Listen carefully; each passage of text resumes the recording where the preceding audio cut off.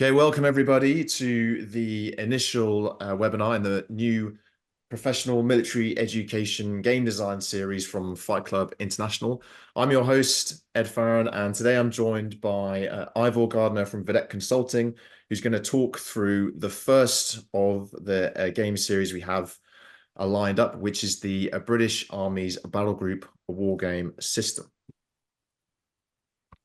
Ivor, welcome. Thanks again for coming back. For those who don't know, Ivor's been on this webinar platform previously, talking about wargaming and training education. It's on our website and on our YouTube channel. Thoroughly recommend going back there and getting the blast from the past, because he brings some excellent comments from his experience as a CEO using a previous iteration of a wargame system and other wargame systems that he's used.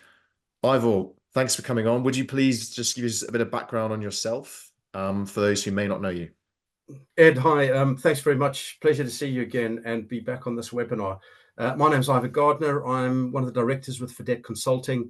I'm going to apologise up front. I've got a very bad cold. Having a South African accent that tends to come with a nasal whine at the best of times, so that's going to be somewhat amplified at this point. I've been responsible within Vedette for the last couple of years, leading on a lot of the wargame design and delivery, Ed. And this one in particular, we were commissioned by the Directorate of Land Warfare through the auspices of the Operational Research Branch to design, develop, playtest, and deliver to the British Army a wargame in a box. And more of that will follow as we talk through it. My own background, of course, as you know, I served as an infantry platoon commander in the South African Defence Force back in the 1980s, and latterly 22 years with the British Army until injury forced me to retire, but that included commanding officer of an infantry battalion and commanding at most levels from platoon commander all the way through. So very familiar with the challenges of lower level tactical command up to battle group level command and concepts behind that on how you might capture in a war game, which have been very important in informing the design process behind the Battlegroup Wargame System, or BGWS as I'll refer to it from now. And although you're quite a small picture on the screen for people, I just want to verify that all the boxes that you can see behind Ivor are commercial off-the-shelf games that he's most likely played, if not just bought for effect behind him. So which I want to reinforce briefly is the idea that commercial games, hobby games are all great baseline study material for professional military education game design. So 10 seconds on that, Ivor, please. Oh, absolutely. 10 seconds is nowhere near enough. I've been a hobby wargamer and an amateur historian since about 13, which is around about the same age I realized I wanted to be a professional soldier. Throughout my career, I have used wargaming to one degree or another to inform my thinking, inform planning, or as an educational tool for my younger officers or my subordinate officers and NCOs in some instances. And to inform capability development, I've used it there as well. I've also used it for battlefield studies. I have a tendency to buy, if I'm going on a battlefield study, whether it's Monte Cassino, the Ardennes, Leros was one of them. I tend to buy the war game, play it with my staff before we go out, so they're fully versed in the orbats, the challenges, the terrain, and then go out there and walk the ground that we've previously wargamed. So I cannot argue strongly enough for the utility of wargaming across all levels of the military, whether it's informing doctrine and understanding of the doctrine, capability development and future force development, or for purely educational purposes.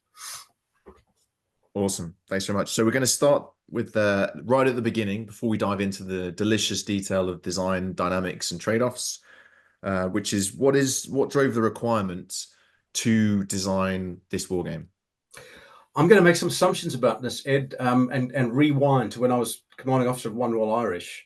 When I got permission, I pushed hard and got permission to run an Army Wargaming Symposium in 2013, which was the first of its kind. It was run over 2 days. I refer to it in my design notes, although I've misphrased it in the design notes. I checked that earlier. It was what I could only call tactical success, because there was a lot of very, very positive engagement from senior commanders across the Army, genuine enthusiasm. But it was a strategic failure in that it was never institutionalized. So we haven't had institutionalized wargaming as part of PME in the British Army or across the British Armed Forces. So as soon as busy commanders got back to their units or their departments and branches, that initial enthusiasm at the tactical level would very quickly wane as they were caught up by their own priorities and focal points. And therefore, it remained a passion project for people like you and I, who believe in the utility of wargaming at whatever level they were able to deliver it. Fast forward to my having left the military in 2018, my last 2 years being spent in a rehabilitation centre getting fixed, where I designed the Camberley Kriegspiel, which was done in isolation and ultimately was a failure because I think it was far too complicated and complex, both of those, and was not properly owned once I'd finished designing it. But I've been working in the commercial world ever since 2018 when I left the military. In the last 3 years in Vedette, where we do a lot of decision support into the military, and that includes wargaming as part of the decision-making process or the decision-informing process.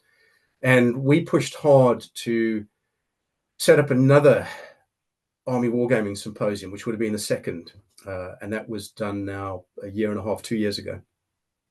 So we got support from CGS to do it through the auspices of Ben Wallace, who supported the concept behind it. We ran the war game and actually was very, very positively received, to the point where the Director of Land Warfare, Major General Chris Barry, commissioned or put out a tender for a war game in a box to be developed for the Army. It was originally, so it was put out as a tender. We won that particular tender. We were going to design something anyway, so it was fortuitous that the tender came across. It's meant that we can hold the IP rights for the game, but we've been able to develop it in contact with the professional serving military.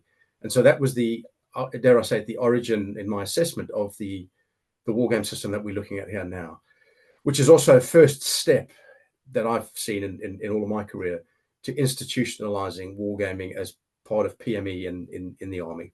And that's a massive step forward for our Army. And the traction that it's gaining now, I think we would really be missing a trick if at this point now we didn't institute a system into the Army that forms part of PME with a golden strand stretching from pre-commissioning education through junior leadership all the way up to battle group information command. I feel I've rambled a little bit. Does that? That's good. That's a lot of the background sort of on the wargame side. I'm wondering on the sort of military education side, have you got any inclination to talk about we could talk about Ukraine and the reinvigoration of combined arms maneuver and potentially some of the resource constraints with other training modalities such as... Ed, that's a great point. I mean, the British Army is wrestling with a lot of issues and problems, like most European Western nation armies at the moment.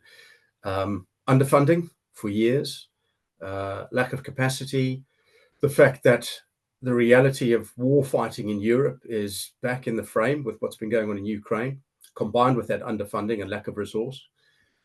And I think it's because I've noticed a significant increase in interest in wargaming over the last 2 years across the board, not just in the British Army, but honestly in every military with whom we work and engage, and that includes into the Middle East as well. So not just the European countries, because we do a bit of work in the Middle East. And I think it's down to a combination of those factors. So a genuine concern for and interest in how we do combined arms war fighting in the modern era with the reality of war in Europe and significantly constrained financial circumstances. Because this is a cheap way of being able to visit war fighting. And of course, it doesn't cost life either. It is something where there are no casualties and the opportunities to learn in a safe to learn, safe to fail environment are tangible rather. Okay, that's great. So the next question is, noting the requirements that you've set out, what were the aims this particular wargame was trying to achieve? And I think the point on this is sometimes the requirement is quite broad, often written by a non-wargame person. And as much as everyone would like there to be one wargame that rules the world and can do everything, it just does not exist. So if you could sort of bring it down to where you then took the design and where we will take the conversation. Okay, I'm going to read this verbatim for you, Ed, because you've hit the nail on the head with a few things. The aim, so this is the task, objectives, and scope, and the aim was to design and develop a board war game in both boxed and print-on-demand format to assist staff training, deliver decision-making experience, understanding of capabilities and threat awareness, and wargaming experience at all levels from platoon to brigade. The game must use an open format and address rural and urban combat, as well as supporting functions such as logistics, and be verified and validated. So just in those two little sentences, there's a huge range of requirements. And the first thing we managed to fill it away was to go back to the Land Warfare Centre and say, the scope is too broad. If you want to, we can do platoon to battle group, but if you take it up to brigade, you're dealing with a very different level of scale, both in terms of time and in the mapping you'd require and the nature of the forces that you're going to be engaging with. So our recommendation, and that was accepted very quickly actually, because the rationale behind it was evident, was that we do this from a platoon to battle group level as the sweet spot, and everything from ammunition usage to force elements to the time, the scale that we use in terms of time, lent itself towards that. And I think we found that sweet spot, and the evidence to support that it has come from the feedback and the play testing. So that was the first big decision to be made. The other was how we try and capture some of that, the broadness within that. How do you capture capabilities? How do you capture threat awareness? And that leads to some of the questions we've seen on LinkedIn about red teaming, which I take to mean red selling, i.e. playing the red side rather than the challenge function. And how do you look into the rural and the urban combat? And actually what they were asking for is 3 prototype games to come out after 1 year of work with a single scenario. And then at the end of the second year, 10 boxed sets of that still with just a single scenario. So what we've designed now is a game where the scope has crept, but it's been budgeted for because of the success of the game. We had the 3 prototypes came out on target, but they've moved now from 10 boxed sets to 500, so that every unit in the British Army, regular and reserve, will receive at least 1 copy. And many of the education facilities, such as JOTAC, will receive multiple copies. So JOTAC, the Junior Officers Tactical Awareness course, which is done by lieutenants and captains as part of their formative development, is for example, going to receive 14 copies. So that is crept. We're providing 4 scenarios in the box. We're providing 2 electronic scenarios, and already there is a process where units that are using this are starting to design their own scenarios now, and there'll be a library that people can pull these scenarios off and play them themselves. So it's expanded in terms of remit, but which is great because it points more and more towards the institutionalization of the system as a tool for education. Yeah, I think it's great. You scope correct the right way, which is down, so you can have greater quality in a smaller defined area, but the scale or capacity increased, so it's not going to, because this is always the joke, isn't it? Like, who's going to have this war game? The sponsor, so General Barry, and maybe 2 other people. It's going to sit on their shelf, and no one else is going to get it, or they've got to print it from their unit lines on an A4 printer in black and white, which is just going to cause no end of problems. So I think that's great. I mean, all the money we're spending on defense, you would think that the picture on the screen would not be considered too dear to chuck out to the number of units that we have in the British Army, which only ever seems to be going in one direction, which is down. Well, it was an important part of the consideration as well, Ed. I mentioned the Camberley Crucible earlier, which had been my design and development, and that was something that you could only print off, and you had to make your own counters, and it was all a little bit clunky. We made a deliberate decision in the design and development of this game to bring in a professional game designer, a guy called James Buckley, who used to work with Phalanx Games, and he's actually designing a parallel game now for the commercial market based on this, called Baltic Clash, I think. But he, as a professional game designer, we brought in so that every unit will receive something. This is one of the prototypes, so it's slightly different. But you can see there, it looks very much like a commercial off-the-shelf war game. The product inside looks like a professional. Well, it's a professionally designed war game. So it's a small increase in cost, but for that, the units will be receiving something that looks like a professional package and is a professional package. And actually, everything that comes in that box allows you to play any single battle group in the British Army. We haven't actually created all the counters you need in there for a reconnaissance battle group, but everything else is fully captured, and a full adversarial battalion tactical group, which again could be scaled through different enemies, whoever it may be. And that's one of the design decisions in the game, which I know we'll come to later. but that's what people will receive. What you see on that map table in front of you is the prototype. So the counters, the final counters, the rule books and everything else like that will come through fully professionally designed and published. Oh, I was And going to it's say a that's very pretty minor, good for a prototype. well, and it's very minor. It's a very minor increase in cost per, I think cost per box is somewhere in the region of about 20 to 25 quid per box. Cool. So we're going to move. That's obviously, you wouldn't be selling a commercial game for that because you'd be putting up margins. There's no margins involved in that. That is the raw product delivered to the customer. Yeah, and that's an important point. Versus buying commercial games for units, which again is something I've done and other units have done. You often need to buy multiple games because each game is probably good at doing one thing, and they're not really designed with the professional military in mind. So you might need to then tweak it and all the rest of it. So it can be quite costly. Yeah. We're going to move on to some of the design specifics. So before I get into the dilemmas, choices, and trade-offs, I wanted to flash up the golden rule and the critical criteria that you had in your other slide deck sent to me before. And if you could just talk through this, because I think this is going to set the tone for the rest of it. So really, I'm going to deal with the critical criteria first, because the golden rule really falls out from that. What we needed here was a game that has accessibility, playability, and credibility. The accessibility you saw on that table earlier, it's easily accessible. Everything you need is in that box. The counters, the mapping, the scenarios, the operational staff work, it's very accessible. It's very playable. The game is designed, it comes with a rule book, a core rule book. It also comes with an optional rule book. But actually, all of the playtesting that we've done and the rollout of the game so far, it's all playable from an 8-page player aid. So 95% of the game, and that's printed off my own printer, so it's not the final professional published product, but there are 8 pages there, and the entire game can be played just following the player aid. Now, of course, you are going to reach points where you might become hung up on something. What would happen here? And that's where we play the golden rule, which is, if in doubt, apply military judgment and logic, because the entire game is designed around exactly that. How would we do this in reality on the battlefield?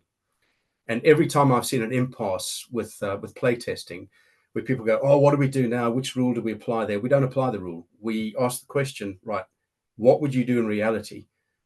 And then whatever the answer is, we go, right, then exercise that now on the game, in the game. Play that. So the playability has been proven through the playtests.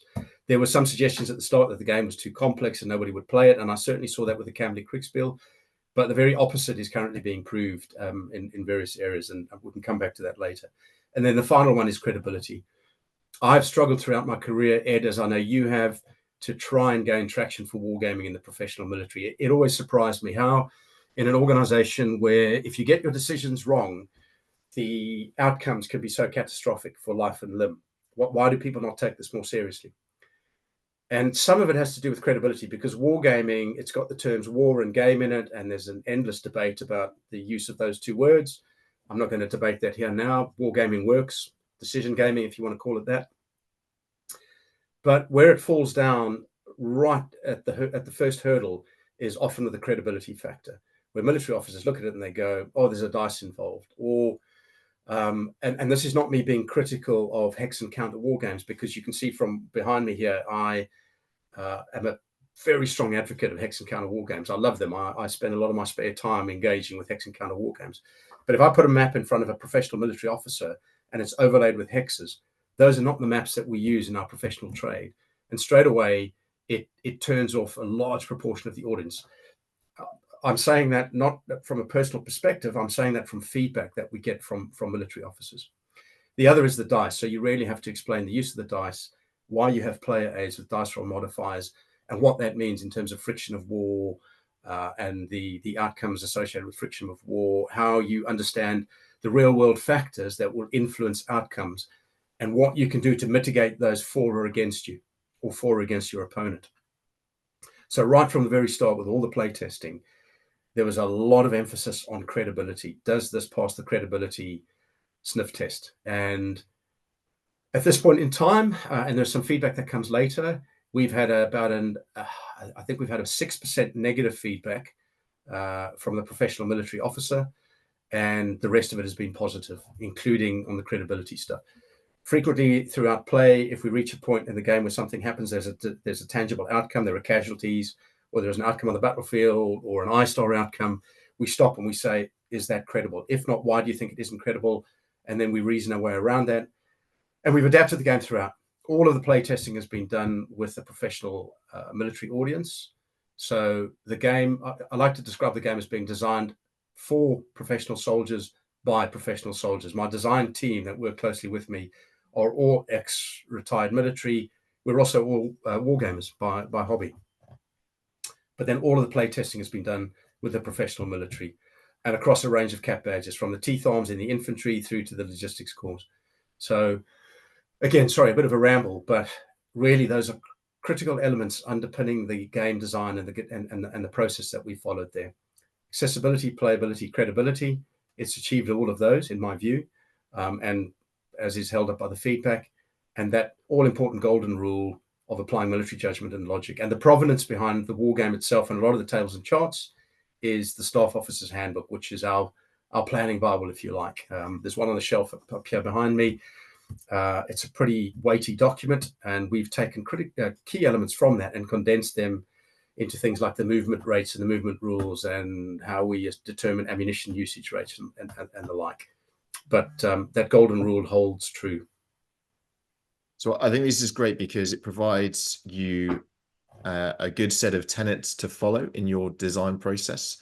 There are more down and in restrictions you could impose. For example, often ones are such as how long it takes to play the game, the number of pages in the rules, the number of counters, the physical size of the playing space, the amount of time it takes to return. But your three top level criteria there are great, because if you can actually get yourself into a spiral of design sort of nonsense and move away from the core things that you are trying to achieve. And I've made a post publicly on the social media about the soft adjudication, the golden rule, which I know other games use as well. This is great for a professional military education system, because if you don't know something, then this is exposed as a training gap, an education gap through playing the game, which is great because then you can either read up on it or have someone who does know explain the thing that you don't know to it without any sort of, browbeating or humiliation or anything like that. And it's better to learn it on a war game system than either on a training exercise, where you might be being assessed for your career enhancement, or on operations or in combat, where it could lead to a much more tragic outcome. Everyone has military judgment. Some is more valid than others, but there's no shortage of military judgment in officers and NCOs. And this also brings the idea of a crowdsourcing aspect of, you want multiple people playing the game, whether they're sort of actively making all decisions all the time or just interested, because that's where you get to share the opinions and experiences of the group. If this was played solitaire, for example, or against a digital AI, you wouldn't necessarily get that. And that's why actually I sort of say fewer game systems, more game iterations, more players. So the example of giving one per unit is actually good. So more people are going to be on it more of the time. If you gave 100 to a unit, the danger is, you fractal it and people are sort of playing it in ones and twosies and not getting the best out of it. So I think this is fantastic. Okay, we're going to go into a bit of the heart of the game system here. I'll let Ivor speak to it in a second, but an observation I would make is sometimes people start game design from the outside in. So what does the box look like? Rules, the playing space, the pieces. Really, you should start from the center out, linking back to all the requirements, the aims, and the sort of the critical things that you want to achieve, the tenets, because this is the heart of the system on which everything else is going to build around. The chrome that makes it look good and be attractive to play with. But if this doesn't work, or this takes too long, or it's too complicated, then you on to a loser. So with that in mind, I'm going to let Ivor explain how we got to the system on the left, and then also bring in the sort of orders table on the right. So that system on the left, it won't surprise you, Ed, and probably anyone else listening to this, that we tried a number of different iterations, and all of it, there are very few, in my view, really new ideas in wargaming. It's really pulling together other ideas and experiences that you've had in wargaming, testing and adjusting, and what works best for it. I tried things like I go, you go. Again, everything will be everybody familiar with it. We go, which becomes a little bit clunky. This is a sort of in between we go and I go, you go. And through playtesting, we found this to be the optimal option, if you like. And it ties in with the scale as well. We've gone for each real turn as being 30 minutes or each turn as being 30 minutes of real time, because that works quite well at the level that we're focusing here, battle group down to platoon. And it means that we can do movement rates based on the Staff Officer's Handbook. But for the meat of the game is that interaction between the adversaries and the exercising the execution of their plans. And what we found is that we could build in things like decision advantage and command advantage by having an interactive process of activations where the initiative player gets to activate first. And by activating, that means they get to decide which of their task groups. So when you do your orders and you've got your task org, your task organization based on your order battle, what are the different task lines you're going to be giving? So 1 platoon group, 2 platoon group, 3 platoon group if I'm a company commander, the mortar platoon. Maybe I've got a tank troop attached. Maybe I've got some artillery on call. And those are my different task groups. And I activate one of those. Or once per turn, I have an option to activate up to my command rating. So this is how we can play in things like command advantage. How well are you trained as an organization in mission command? How well trained are you, and how well versed are you in command and control to be able to do simultaneity? So it allows you to achieve a degree of simultaneity. I'll talk a little bit more about that later. But effectively, I go and you go, back and forth. So as initiative player, I get to decide first. I can activate one part of my task group or up to my command rating, which will be between 1 and 3. I activate that. I do stuff with it. It may be move, it may be fire, maybe a combination of the two. It may be hold if I'm in a watch and shoot position, or it may be a pass. I then go to the opponent. They get to do the same. Back to me, back to the opponent. And so it goes on back and forth through a process of action-reaction. And that really reflects about 25 minutes worth of that overall time span of 30 minutes. Then there's a counteraction phase at the end, which is about the last 5 minutes when everything is kind of moved. The semi-simultaneous nature of the movement and activity has now settled, where people are seeing each other. If they've moved, they might be able to engage each other, but with penalties. You need to think very carefully about the penalties that apply, because your enemy might be moving, you might be moving, you're not properly configured yet for a firefight. So you need to think about the ramifications of that. And it's that last kind of settling in of the 30-minute increment of time, and then we end a phase. So there's a little bit of preliminary activity each turn, which is involving command and control and initiative determination, maybe changing your orders, because orders matter. They are critical in any professional military environment. And this is a key differentiator in the game from a lot of what I do in the commercial space, at least in the hobby space. So bit of preliminary activity associated with command, control, and initiative. And then we're into the guts of each turn, which is the action, reaction, counteraction process, where most of that is action, reaction, a little bit of counteraction at the end, and then a cleanup. So it's a very, very simple sequence of activities. But what really matters is what you implement and the mission command that you exercise when you activate the elements of your task group. And we capture mission command. It is a team sport. So for argument's sake, let's say I've got a rifle company, and my rifle company has got 3 platoons. So those are my 3 platoon groups, part of my task lines, my task groups, if you like. I've got the mortar platoon attached to me for this operation. That's another line. I've got guns on call, artillery, off-board artillery. That's another line. Maybe I've got an ambulance. That's another line. Maybe I've got a quartermaster's wagon for resupply. That's another line. So I could have maybe 7 or 8 different task groups or task lines within my task organization, and I get to activate each of those in turn, back and forth with my opponent. Now, if I'm playing the company commander and I've got one player that I can assign to each of those responsibilities, then I decide which one I'm activating. I step back and I hand over to that individual to then maneuver or fire with the force elements under their command on the map, in line with the orders that they've been given. And that orders table on the right is absolutely crucial. And you'll see when we look at the sync matrix as well, because in the professional military, you get given orders These are not discretionary. You have to obey them. So your entire turn has got to be predicated by the orders that you've been given. Now, you can fire, you can move, you can hold, as long as you are working towards achieving those goals. So you get to exercise mission command. Now, the Staff Officer's Handbook has got something in the region of 150 effects verbs, i.e. what can potentially be given as an order. We've gone through it. We've taken what you see there on that particular page, which is from the player aid, which we think are the main orders, which achieve most of those other 150 orders captured on that single page. And we encourage players to give their orders based upon these. And where you can see them highlighted in green is effectively giving you an order to assume a posture where you are in a watch and shoot or an overwatch position. And if you have achieved that overwatch position and you have a target area of interest or a named area of interest assigned to you that you're responsible for covering with fire, and your enemy moves in there, then you can engage them straight away without having to be separately activated with bonuses, because you're being rewarded for having a good plan with good, well-identified target areas of interest and named areas of interest.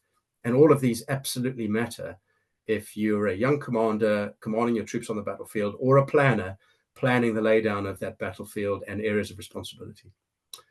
So orders matter.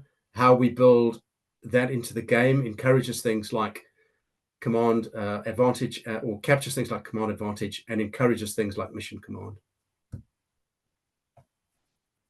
That's great. I'm just going to highlight the interruption phases, if I've got these correct. So the initiative side activates a force element or group, but in doing so may incur sighting, reactive fire, or defensive fire from the non-initiative side. So there's the kind of, otherwise it becomes a bit of a rehearsal of concept, where this is the problem often with I Go, You Go, is I get to do everything I want to do, and then you have to do something to react to me. Whereas this actually interleaves it, so I can move into the assembly area, but I can be hit by IDF because the assembly area is under observation. That's right, Ed. And what we've tried to achieve here is to ensure that there's no dead time for any player, that you're continually having to monitor what's going on the map. And there's a continual process of decision making. Do I want to do a sighting check here? Do I want to risk exposing myself here? Do I want to engage my enemy at this point in time? If my engagement means I can't move and activate separately, so I'm kind of fixing myself. So there is a continual process of trade-offs and decision making, and you're continually reacting to your opponent and what they're doing on the map. The only other bit I wanted to hit on before we move off this slide is initiative. We often say, like seize the initiative, infantry motto and all that. But some games randomize it completely, where you're just rolling opposed D6s or whatever. So there's no real ability to seize. It's very much when you have it, do something with it. Interested to understand how you've tackled this, because there are definitely examples of where we've done activity to regain the initiative. How is that sort of tracked in the game? Okay. So again, a lot of thought was given to this one, and sometimes the question is asked, what's the benefit of being the initiative player? And actually the benefit is it gives you what we would call decision advantage, because you get to decide first what you're going to do. It may be you bring artillery fire down onto your enemy, you cause casualties, you suppress them before you move something else that would be going into a possible target area of interest or killing area for that enemy. It may be you get to maneuver first. And what you're trying to do by that is get your enemy to start reacting to what you're doing rather than what they want to do. So that initiative is important. It really does matter. But it shouldn't be too randomized, in my view, and there must be controlling factors which allow the initiative to swing, because there's no guarantee you're going to keep or hold the initiative. So what I do to make it a bit of fun with some of the scenarios, for example, the first two scenarios in the game, is we're trying to speed up the planning process here so we maximize time spent on the execute. Because like in most militaries, we spend a lot of time planning and we have very, very little wherewithal to do the execute. So the game is designed as a tool for execute. But what I do with the first two scenarios is I say, here's your scenario. The first side to finish their plan and have all their forces laid down on the map, have their synchronization matrix complete, and their orders assigned, has the initiative. So it kind of gets them to speed up that process, turns into a bit of a race. Now, you might say the side that gets their orders out first and has everything laid up and has maybe rushed too much to try and get there has a really rubbish plan, which means that they have to start changing their orders completely very quickly, i.e. their plan doesn't survive contact. and the initiative will swing. So what might seem like an advantage at the start will swing to their opponent and into their opponent's favor. But it adds for a little bit of frisson of competitiveness and excitement at the start when you're first getting into the game. But then at the time when we do the initiative test, we simply, each side rolls a single die, and there are plus and minus modifiers which shift it. So each side adds the highest command rating they have for their force. So it could be anywhere between a +1 and a +3. The better the overall command of the organization that they're a part of, the more likelihood that they're going to be seizing the initiative from their opponent. If you had the initiative the previous turn, there's a greater chance you're going to hold it.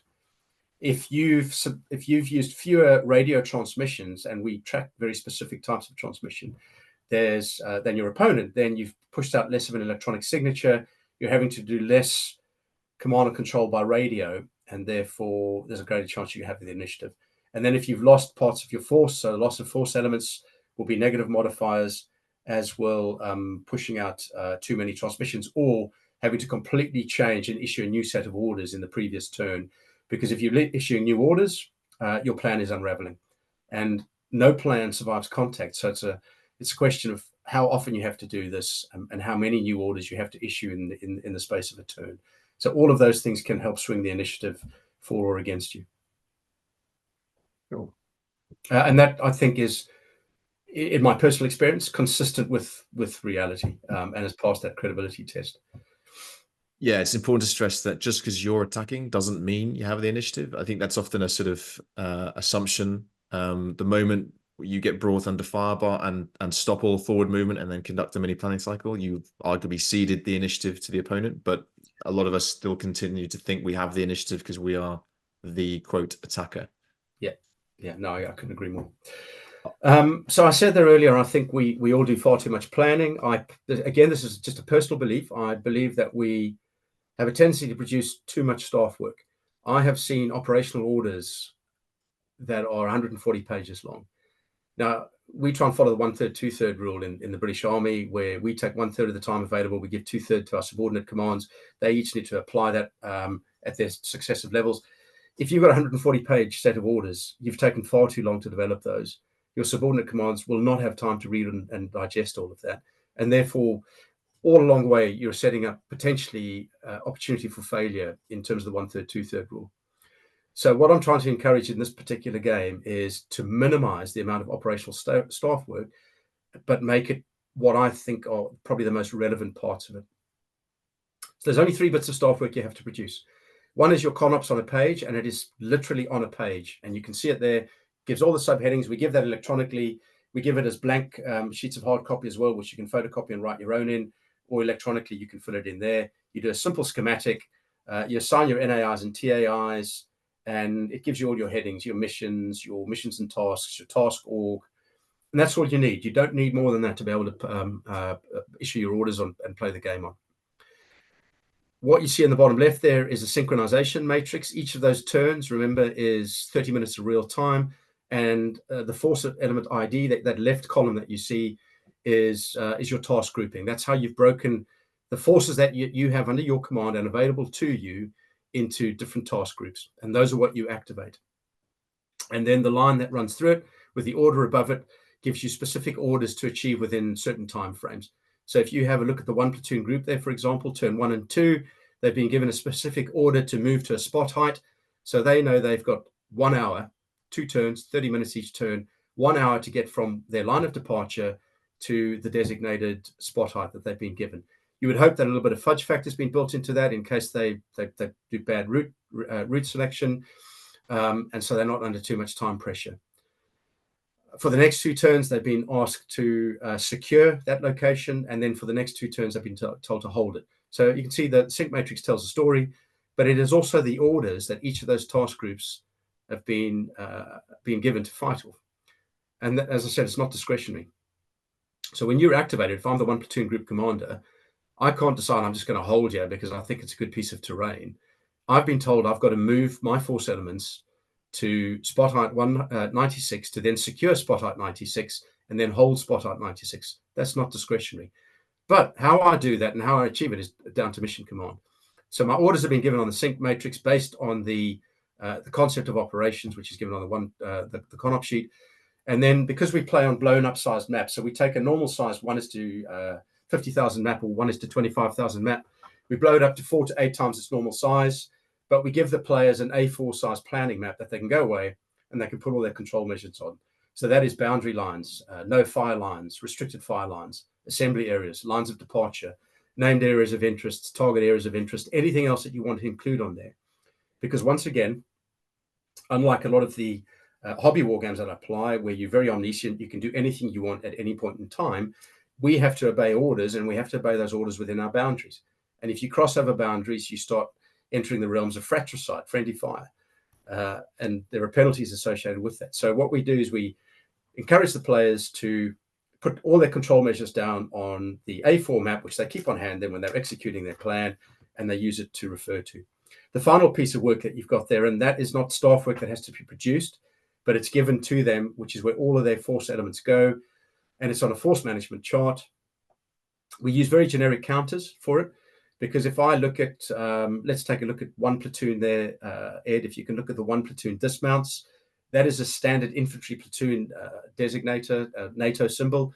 We use NATO symbols because this is an educational war game, as opposed to icons. And you'd be very surprised how many young officers I've encountered who have said, what do the 3 dots above that mean? So they're educating themselves as they go along, because they should know that those 3 dots represent a platoon, and that the crossed symbol in the middle of it represents light infantry, if you like. What we also give there is the nature of what they are. So if it's tracked, wheeled, or foot, and we only play those 3 different types of movement, we give them an abstraction of combat strength. There's a column in the middle, which is the number of hits which you record as you take those hits. And then there's a troop quality. Troop quality allows us to capture those intangible factors like will to fight, cohesion within your force element. And we have that between 1 to 8, where 8 is the highest and 1 is the lowest. So you can capture things that are not purely mathematical there.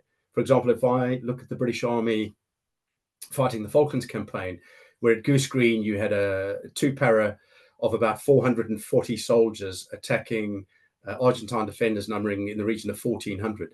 So we say attack at 3 to 1 odds. Those were close to 1 to 3 odds, and yet still 2-para prevailed. A lot of that came down to the quality of leadership and the quality of the soldiers. So this allows us to play games with things like that, and how you capture things like the ability to fight, the will to fight. We then look at weapons capabilities, remembering that one of the tasks behind this war game was that we developing an understanding of capabilities. So that's primarily related to weapon systems. We record ammunition usage. So those boxes that you see on the right, a white box is your standard ammunition. A grayed out box means that you don't have that as a unit of ammunition. And the yellow box is there for the dismounted infantry or their light anti-tank weapons. Each time you engage in fire combat, you score one of those out. And if you start running out, you need to think about putting on a replenishment demand, replenishing your ammunition stocks, bringing up a quartermaster's wagon to be able to do that with. And this is really important, because the 2 biggest constraints on the battlefield are casualties as you start taking those, and they will start diminishing your combat strength and your ability to sustain the fight. In other words, your ammunition. And we've worked that out roughly, but it's been validated and verified on the amount of ammunition that you can carry in the vehicle or on the person, and roughly how much you will use up in a sustained period of firefight or combat over a 30-minute period of time, and therefore when you start running out of that ammunition. Important to bear in mind is in a standard standoff engagement, you will use a single box in a fire activity. If you're doing a close assault, ammunition usage tends to be more intensive, and you will use 2 boxes per assaulting and defending force element. Then we do abstraction with lethality, with effect of the combat strength dependent on the weapon systems you got and the range that you're engaging at. So there could be negative modifiers to your combat strength or positive modifiers if you've got high lethality weapon systems. And then that final column, we might give some additional information. Do you have I-star assets attached, which improve your I-star abilities? Or if you're mounted. So mounted versus dismounted is a very important criteria. If you are the infantry dismounts, so if we look at one platoon there again, please, Ed. If you look at the one platoon, you've got 2 elements of one platoon there. The one is the vehicles. That represents 4 warrior vehicles, which is that platoon's vehicle component. The one below it is the dismounts. Your dismounts are either on the map and fighting independently of their vehicles, or they're in the back of those vehicles. If they're in the back of the vehicles, you take their force element counter and you put it on the mounted column against the row for their vehicle. So if you can take that red cursor, Ed, and just, yeah, exactly, that's where you would place that counter. When it dismounts, you take it off there and you put it on the map. And it's no more complicated than that. But it also allows you to maintain a degree of fog of war from your opponent, because when they're seeing a vehicle counter on the map, they won't know if there are dismounts in the back or not. In which case, they won't know where your dismounts are. They could be somewhere else entirely, or they could be in the back of that those vehicles. That's a great point. I actually said on a TDG I was doing recently that having done Koa wargaming and seen people just want to use the one counter for both the vehicles and the dismounts, I always wanted two counters, because I felt we were robbing ourselves of some inherent flexibility by just having them as one. And other game designs I've seen, it's a sort of integrated unit, which, depending on the scale, if we were moving up to brigade level, you probably didn't need to separate them two, because they're going to operate within a certain sphere. But the ability to drop dismounts in restricted terrain and skirmish and then use the vehicles for something else, or like you say, use them as a deception method, I think is great. We're just going to pause on the deception point for a second, because you've got a deception box in the planning over here. And you mentioned to me earlier about dummy counters, so this might be a good point to mention. One is that you have a sort of consideration box. People abhor blank spaces on pieces of paper which say orders, so it's going to make you consider it. But then how do you resource it in the game, other than the method you just described? Okay. So this is it's always a perennial problem, isn't it? It's a combination of omniscience of the wargamer, because this game is designed to be a face-to-face game. Ideally umpired, but it's face-to-face, because by playing face-to-face rather than double-blind umpired, you significantly speed up the whole process, and you reduce the complexity associated with trying to facilitate it, as well as the number of facilitators you need. You can play this with two players face-to-face, and I've done it. Or you can play it with a team, as I've alluded to. So how do you capture fog of war and uncertainty and deception? And there are a lot of discussions in our military happening at the moment about deception. What does deception look like? How do you resource deception? So we took an approach to this where we give a certain number of dummy counters. Now, every counter, every force element, you can't see it in these pictures here, but on the flip side of them, they have a question mark counter on them. So I can show you here. I've got the box components. So if I look at my red counters, and you can see over there, it's probably really difficult, but there is the TAC for the 2nd Battalion, armoured, for red. That's the headquarters grouping. On the flip side is a question mark counter. So when I've moved the slides on one as well, and you can see some of the question mark ones up here on the left as well. Thanks, Ed. Now, some of the counters will have a question mark on one side, and on the flip side, they'll have dummy. So in the scenario special instructions, you might be given a certain number of dummies. You may be given none, but you might be given a certain amount, and you can house rule it if you want to play them in or play them out. You will also be given a certain number of a certain percentage of your force element that you can set up concealed and maneuver around the map concealed until they're found. In the optional rules, as opposed to the core rules, there are also instructions there for hidden initial placement and hidden movement. So you can achieve a little bit of deception, because obviously your dummies always start with a question mark counter up until such point as they're found, in which case they're removed from the map. So we maneuver those around, and they create a degree of uncertainty. But the important part of that is the discussion to be had of, if that's in your deception plan, how would you resource that? Is it a person on a motorbike running around sending off signals? Is it some vehicles creating dust? Are you doing it through human intelligence and artificial feeds? So how do you play that in? And this was part of the credibility test in every element of the early play testing. Do we keep that in, or are the dummies just wholly unrealistic and we get rid of it? And actually every playtest group that we went through liked the dummies, liked the thinking that was associated with the dummies, the conversations to be held around about what proper deception might look like and how you would achieve that, and how you might still maintain a degree of surprise and deception over your opponent. So we've kept those in, and it's all been pretty well received today. Yeah, this is all getting to the point of feedback, positive reinforcing feedback loop. So you won't have a deception plan in the game if you're not rewarded for having a deception plan in the game. You won't do an NAI, TAI matrix in the game if you're not rewarded, and so on and so forth. And we can touch on some of that in a second.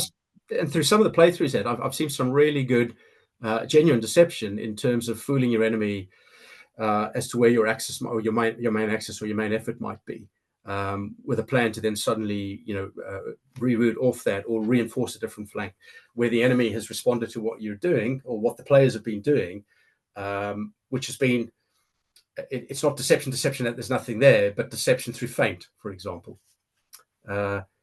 Which has worked quite well. So it's still, you can still do feint type deception, draw your enemy off, or maybe draw their reserves in, while at the same time using some dummy and some concealed counters to create an impression of an axis or a main effort somewhere where it isn't.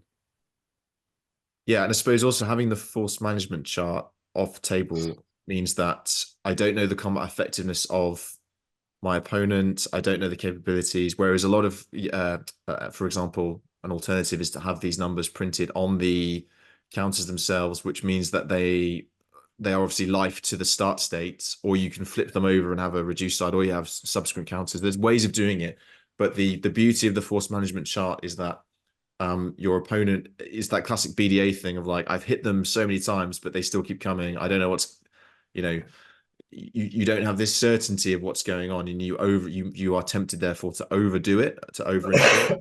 That's absolutely right, Ed. And not only that, you've also got, so in that picture you can see there are some yellow counters. Those yellow counters are morale states. So everybody starts in good order, but they go through under fire, and when they take casualties, they'll go through suppression 1, suppression 2, disrupted, and broken. Once they're broken, you lose all control over them, and they're only intent on self-preservation. Because for all the will in the world, as much as we think that we own what our soldiers are doing on the battlefield, they are subject to the stresses and pressures of combat, which means that increasingly they will start slipping out of our control as self-preservation starts to take hold. So commanders on the map need to be thinking about how much pressure and how much stress are my soldiers under. Do I need to pull them out of the line of fire for a little bit, get them to recover before taking them back in? Or if they're broken, what do I do now? I've got a hole in my line. Where's my reserve? Can I use them? And all of those, with the basic games, when people are being introduced for the first time in the interest of transparency, we put the morale counters on the force elements on the map. But as you start becoming more versed with the game, you can put all of that information on the force management charts. So exactly what you're saying there, Ed. You do not know what level of effect you are having on your enemy yet. In addition, with casualties, as you start getting into the optional rules, you can start playing your casevac chain and your vehicle recovery chain. And we've got counters for that. When you take hits, you put a casualty marker on the map. If you take vehicle hits, you put a vehicle casualty on the map, which means that your enemy will get a little bit of BDA. But how many hits they've caused and all the rest of it, you're recording that on your force management charts, so they won't know what level of damage they're causing to you. Plus, if you've got those counters on the map, you've got to then think about your casevac plan and your vehicle recovery plan, if you wish to layer those extra bits of complexity in and exercise those. But to talk to the point again about unknown information and fog of war, you record as much as you can and keep track of on the force management charts. And what you see in that picture is not the optimal setup. You don't want to be able to see each other's force management charts. What we often do is we say, right, who's your battle group log officer in this particular game? And one person is designated to manage the force management charts away from the bird table. So they're keeping track of casualties, vehicle casualties, ammunition usage, when you might want to think about a replen dem. So they might be teeing it up instead of just waiting for the commander on the battlefield to say, oh, time for a replen dem. So thinking on behalf of the commanders in the field who are under a lot of pressure, you can capture all of those factors on that simple force management chart that you saw earlier. Yeah, a screen between the two here would be very easy to do and would achieve a similar effect. And it also speaks to the idea of the G2, if you were running it at that level, trying to do the BDA track of the opponent, sort of a sort of surrogate force management chart of the enemy, which again we often do wrong in live training because over reporting of enemy casualties. We see one vehicle explode and it's a platoon gone and all the rest of it. I wanted to touch on the other aspects that I think are useful for the idea of the fog of war, is that the boundaries and the TAIs, NAIs are on your planning map and not on the main play area. Yeah. So because again, you would be a fool to drive into the TAI that your enemy put down, which is Yeah. often a problem of doing comparison COA or even COA wargaming when red is, can see clearly the ambush that you laid out. And I suppose also from an educational perspective, it helps with the visualization of the battlefield. When we do live training, you're in the turret of one of these icons and you can see maybe a K. You don't really get a sense of the flow of the battle and what else is going on. And you sort of have to sit in an AR if you're lucky afterwards and watch some TES icons wing about in 10 times speed. And maybe you still don't get it, maybe you do. But this is great for junior officers to see their part in the wider picture and why having your troops at ready 5 or in cover or you had to be prepared to was really important, vice the rest of the battle group plan, as opposed to just going, well, I haven't got anything to do, so I'm just going to chill out, thumb up bum, and all that.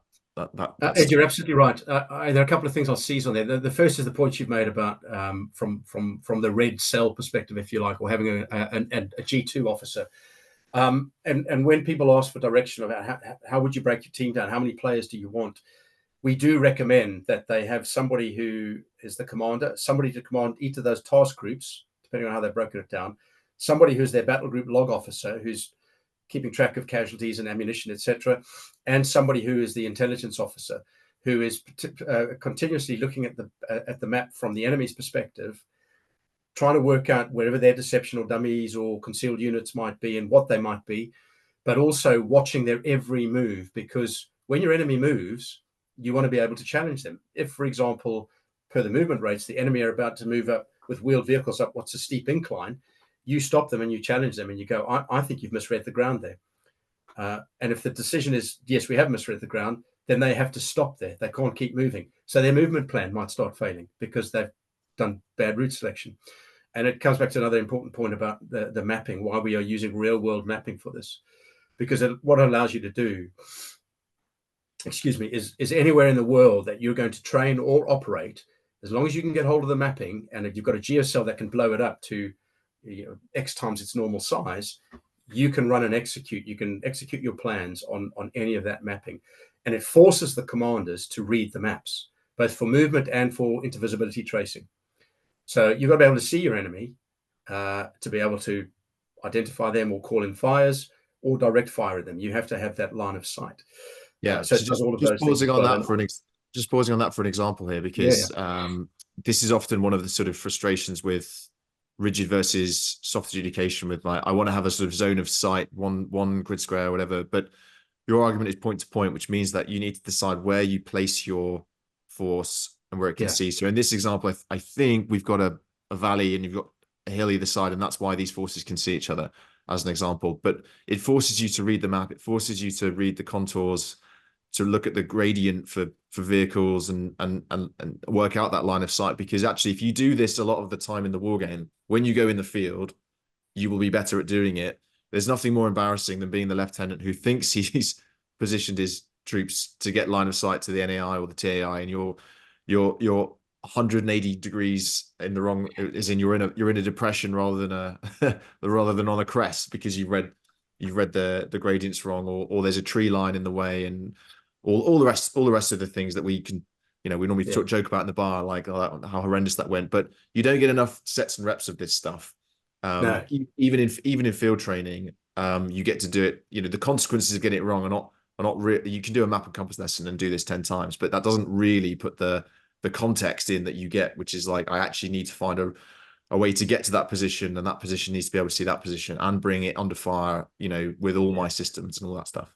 And Ed, you'd be amazed at how, because I agree with you entirely. And I remember a point in time where GPSs were becoming very, very popular. Now everybody uses their bloody telephones, where I had to ban young commanders, section commanders, platoon sergeants, platoon commanders from using GPS on training exercises, because they were becoming reliant on that. They were doing map reading by GPS, which meant they'd be skylighting, they'd be doing poor route selection, because they would go A to B. We've seen it playing the game where people have done bad route selection. They've been sighted by their enemy, and they've had fire called down on them, and they've taken brutal punishment, which could have been avoided if they had just gone half a kilometer further around to stay in dead ground. So it's bringing out those lessons. Okay, we're going to talk about a few trade-offs and so you mentioned the scale of the map. I've seen other systems use the same scale as military mapping, so either 1 to 25, 1 to 50. So I think it's fairly obvious why you did it looking at the picture, but if you could just sort of just confirm for us that why you chose the scale and why you went for the counters at platoon. I believe you've gone for platoon level versus lower levels or higher levels. Yeah, so we play, first of all, the mapping, because the mapping was absolutely critical to this as part of the learning experience, and also the flexibility and adaptability of the system. What I said there earlier, that you can get any mapping from anywhere in the world without having to have special overlays and anything else on top of them, so that the mapping that are real to our military planners and commanders, as opposed to something abstracted or with hex overlays and all the rest of it. You know, I talked about that credibility piece right at the beginning. So even though it works very well for us in the hobby system and in some of the professional tools that are out there, it doesn't allow for the level of flexibility that we're trying to achieve with this. Already what we've got is one of the units that we've tested with are going out on an Opca Brit. They're going out to the Baltic states. They're doing a TESX. They're going to get the mapping. They're going to run some scenarios for the TESX on Salisbury Plain. They're going to get the mapping for the operational area they're going to. They're going to run some scenarios using that. So it's very, very flexible and adaptable.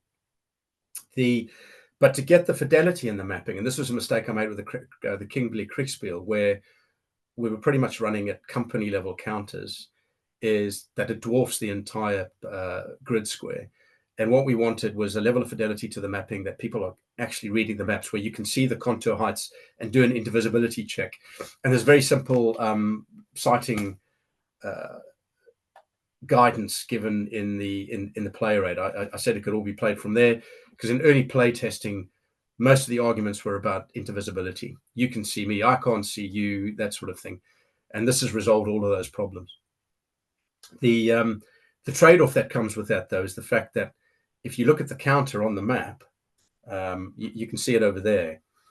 It's the reminder to the players about the abstraction. And that is that this is not Napoleonic warfare. So if I'm looking at an infantry platoon is, let's call it rounded up to 30 soldiers. 30 soldiers with modern weapon systems cover a frontage of 500 to 800 meters tactically. So that's not a hollow square of infantry where you see an infantry platoon. They are spread out. Where you place your counter is where you're indicating that your center of gravity of that force element is. So if I put it on a wood line, I'm saying that my guys are inhabiting part of that wood line. If I put it on a high feature, I'm indicating that my soldiers are partly, at least, on that high feature, so they can see and they can be seen. You need to make it very clear. One of the scenarios allows you a little bit of adjustment at setup, and it allows you to move your force element from a forward slope to a reverse slope. But you need to be very clear where you place the counter, that it isn't broaching over the contour, because then there's a case to be made that some of that platoon at least are on that high feature and therefore can be seen. So there's a little bit of abstraction that has to be accepted that goes with that. And for the most part, players have picked that up very quickly and have got the hang of it. It hasn't created too much of a problem, but it is a bit of a trade-off. People talk about different size counters for different size groupings. It doesn't really work, in my view, because it becomes too complicated then if you're doing your own print run and want to make your own counters. So let's try and keep it as simple as possible. The reason for platoon was because at the company level, there's insufficient level to break down and maneuver. If I'm a company commander, my company's probably got responsibility for 3 to 5 kilometers potentially with modern weapon systems. If I'm an armored infantry vehicles, I might want to incorporate a lot of maneuver over that area, and I will be using my platoons differently. So for the infantry, we tend to break down to the platoon level, but at the same time, we take it down to specialist sections. So my anti-tank platoon, I can break that down into sections, because the way we operate certainly is we will often assign maybe a section of anti-tanks to an infantry company. Assault pioneers, mortars, you might want to be able to break down, although they operate best as a platoon. So we do allow for breakdown to section level for specialist capabilities. In the optional rules, we also allow you to split off a guard force of a single combat strength, which you then deduct from a platoon if you need to do something such as help with the recovery of wounded, or guard captured personnel to get them back to the cage before they come and rejoin you, or break off for some route security or something else like that. So we do allow what would look like a breakdown to a section, if you like. We call them a guard force. Maybe you want to provide a guard force to protect a rebroadcasting station if you're playing detailed signals. So the sweet spot, and this has been held up by play testing, has been as a battle group commander being able to break down into your company areas, and the companies being able to break down to their platoons with potentially supporting assets to specialist sections. Does that make sense? Yes, and it might be worth mentioning that you ideally, I'd use the phrase low-con, but what you mean is there is a person who is commanding, or at least is able to speak to the disposition and actions of the 3 platoons in a company, rather than one person trying to move all the blue counters on the map in one go, which is often a hobby war game thing, and therefore you want fewer that's counters. The activation, the action reaction piece of activating different parts of your task group, and that's the other abstraction that players need to get their head around. It's probably the hardest one. The location and the space that a counter on the map takes up is the one abstraction. The combat strength is another, which is captured on the FMCs, and the third big abstraction is time. And time is one of the most difficult things, I think, to capture, particularly in a tactical war game when you're dealing with 30 minutes, because there's a lot of stuff happening semi-simultaneously. Excuse me. But I think we found, again, that sweet spot through playtesting where it works. Because have you found there's been a reinforcement mechanism? Because again, with the sort of leave and I go, you go, there's often a point about, if, for example, you have a main effort for this particular turn, in theory, if you have the initiative, that should be the first thing you want to do, unless there's key shaping activity. But therefore, what I mean is we're having now a conversation about that aspect, which is really useful, as opposed to a main effort, which is kind of briefed and then never really materializes in the execution. And you talked about it earlier. Just because you're the attacker doesn't necessarily mean you've got the initiative. If I'm a defender in really well defended positions and I'm pre-prepared and I've sighted my killing areas, I don't want to move. I want to bring the enemy into my killing areas. So I've got the initiative. My first action is to go pass. So you're passing the activation to your opponent, and then they have the option to activate and move something or pass. But you've got to be really careful, because if both players choose pass in a row, then that ends the phase. You go into the counteraction phase, then the wrap up, and then you're finished. So you've got to be really careful as well that you don't start playing games with pass, because particularly if you're the attacker, because you need to try and develop some sort of momentum and tempo. You've got a limited amount of turns to achieve your objectives. So you're up against the clock. The defender, it's in their interest to potentially wind down that clock. So taking the option to pass as an initiative call, again, has rationale. I've been in the field, and I swear both commanders were playing pass. We've been sat, we're looking at each other over a river for an hour. Okay, yeah. And it's funny watching some of the players, the way they play. A hesitancy sometimes where a player's got the initiative, and let's say it's a meeting engagement.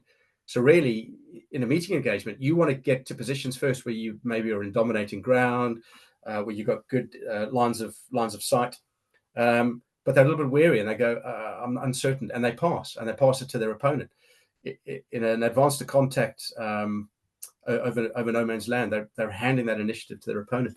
It is funny to see, because at the end of the day, it's a game about decision making in a professional space, and there's some very, very reluctant and hesitant decision making that goes on.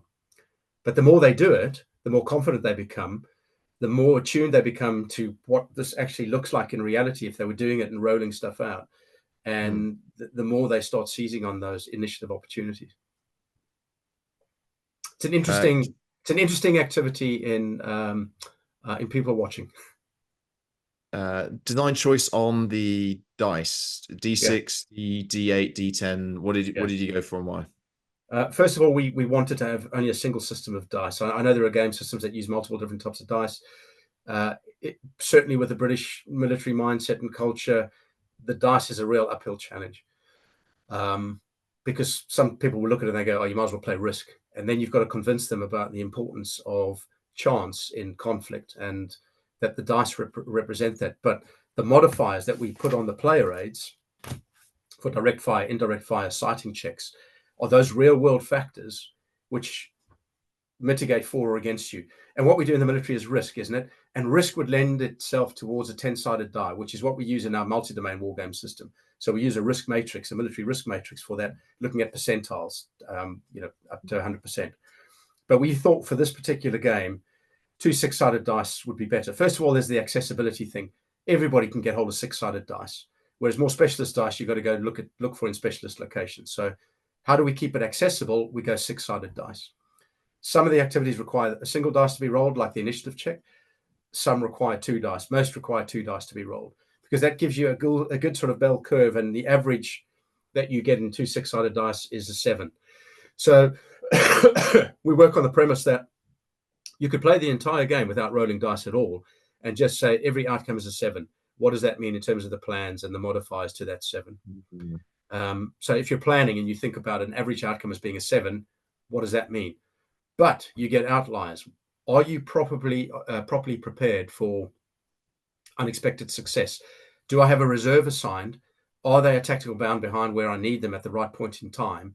And can I exploit the opportunity presented to me that is unexpected with that reserve? What about catastrophe if I roll a double 1?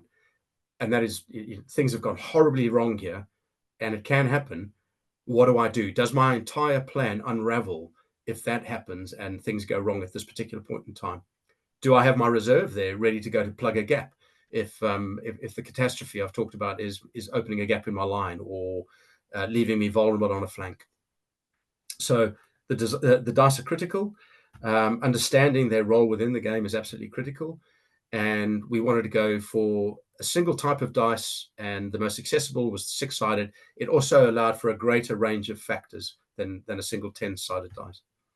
Yeah, I just want to focus on that for a second, because again, in game design, there is sort of not 2 schools, but you can sort of have fewer modifiers, which people like in terms of fewer lookup tables. But the danger is you're really, it's a chance system. It's a chance dominated system, modifier light. More modifiers means that the chance is less, and it's more about stacking the modifiers, so it's rewarding success. But you may need to be looking up a lot more modifiers, and that might be taking more time. And then there's also a combination where you can cap the number of modifiers, so the most important modifiers, and you don't sort of, it gets that sort of insanity point where it's like it's a certain. And again, some rules are very good at saying like there's no such thing as certainty. There's always one chance of failure in whatever, or there's always one chance of success. You know, that fluke end law hit on the enemy command vehicle as it was speeding past at 30 kph.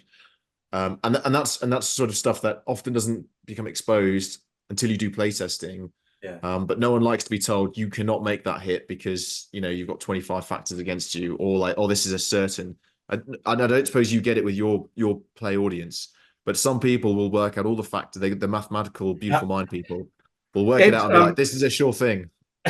What a great point. And it really is an important point, because we've all played opponents before in the hobby game where every decision they make, they go through the tables and charts first and try and work out what the percentage likelihood is in their favor.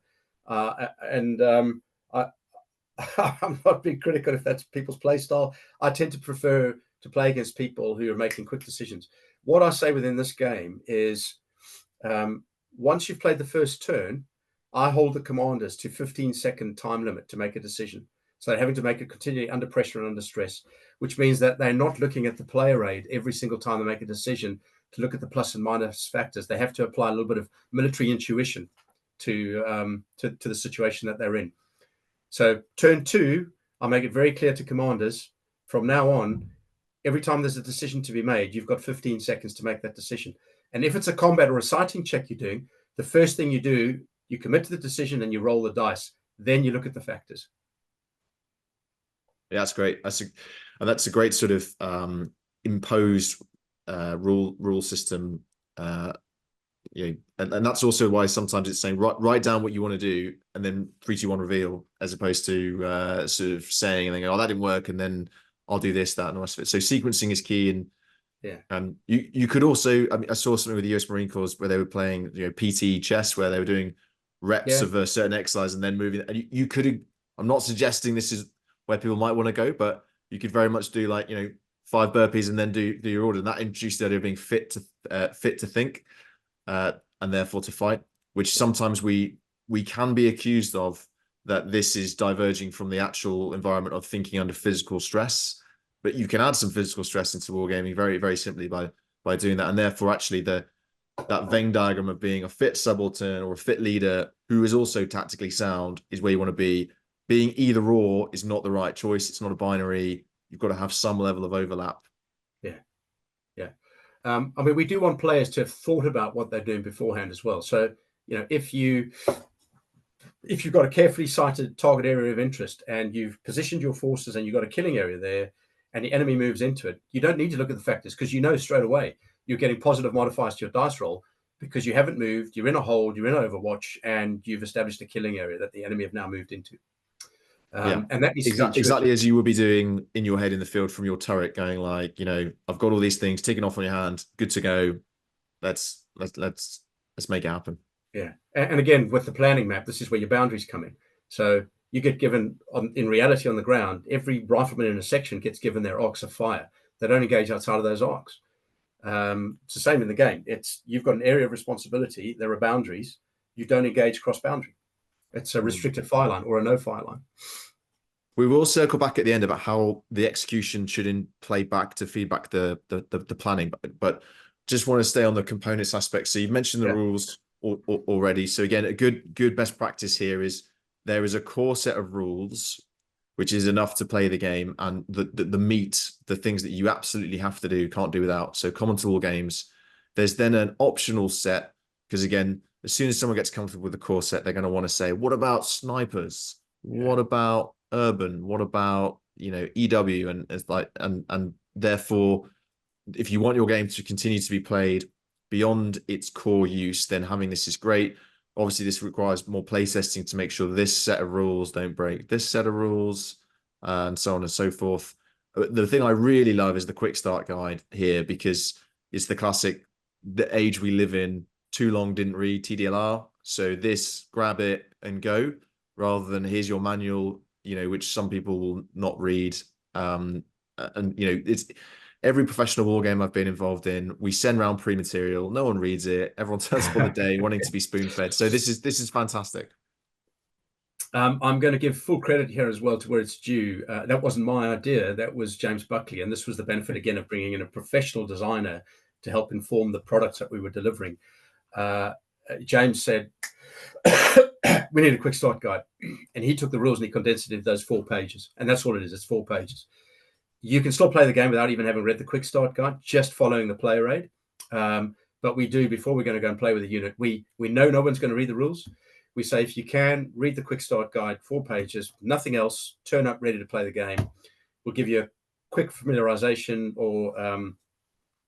quick familiarization around the map and where your counters are and how that work. And then we'll be up and running. Some people read it, some people don't, but I think it's a really invaluable addition to the system. And again, a great thing to see is your design notes, because you really understand why things are in the game or why things are not in the game by reading the design notes, and the way you've structured it as well with your sort of 7 core themes, which then like why you think it's important, and then how it's represented in the game, which is great. I spoke to you before we press record on this about you have a significant amount of credibility, military credibility, which you've laid in as well. Again, some people assume that often game designers look quite civilian because they've left the military, and actually reading that someone's done the business and understands the frictions you're going through is great. But that should not also should not put off people who are not necessarily military from doing game design. You just need to make sure you have the credibility test and maybe a foreword by a military sponsor to help get that buy-in. The design notes are probably what is also a great thing, that if you are, for example, a captain or a middle ranking person who wants to run something like this, you can give the design notes to your senior leadership to read to get their buy-in. If you give them the game manual, ain't gonna work. Okay, it's not going to be read over the discipline and the career management reports of the day. So if you give them the design notes, maybe over lunch or a beer, they'll probably read that and go, this is great, proceed, empower yourself, go forward. So I think that's great to do. I'm guilty as well of not doing a lot of design notes to the games that I design, but it often is a bit of a question shield when someone says, what about this, what about that? You're like, have you read the design notes? No, go away, read the design notes and you'll understand. Anything further on that, Ivor? No, I mean, thank you for that, for those comments. I agree. I think it's very important because it's capturing the rationale, it's transposing the professional thinking that underpins those 7 points there, the rationale behind the design decisions made within the game and how we try and capture it in the game, which helps as well, I think, with part of that credibility check. Okay, so we're going to talk about some reception, and these first two pictures are from Sandhurst. So these are not yet officer cadets, before their first appointment. And just to explain to the audience, Sandhurst's training model is using an infantry rifle platoon as the vehicle for leadership, but is not an infantry school. Command appointments can go up to company level, and the sort of culmination is a battalion attack in the final term. So noting that, how did the cadets and the staff receive this system, which was designed not with this specifically in mind, but has been able to facilitate the needs of this training organization? This was an unexpected success story for us, Ed. Again, it's having the right people in the right place. Brigadier Nick White Boycott has taken over as commandant at Sandhurst, and he believes in wargaming. I know Nick of old. He asked me to run a bit of a familiarization with the Battlegroup Wargame System for him and some of his staff. I was invited back the next week by some of the G7 staff, and ran them through a half day of it. And they asked if they could take the system and use it to trial it on officer cadets. And I couldn't be there for the trial, so I was slightly concerned about what it would look like with people who haven't been trained, haven't done the trainer package to facilitate the game, and who were loosely familiar with it.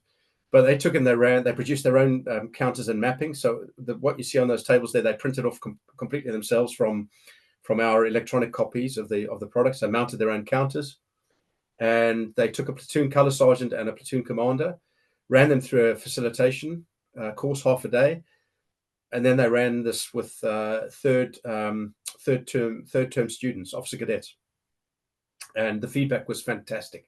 Absolutely, so much so that Nick White Boycott phoned me up that night.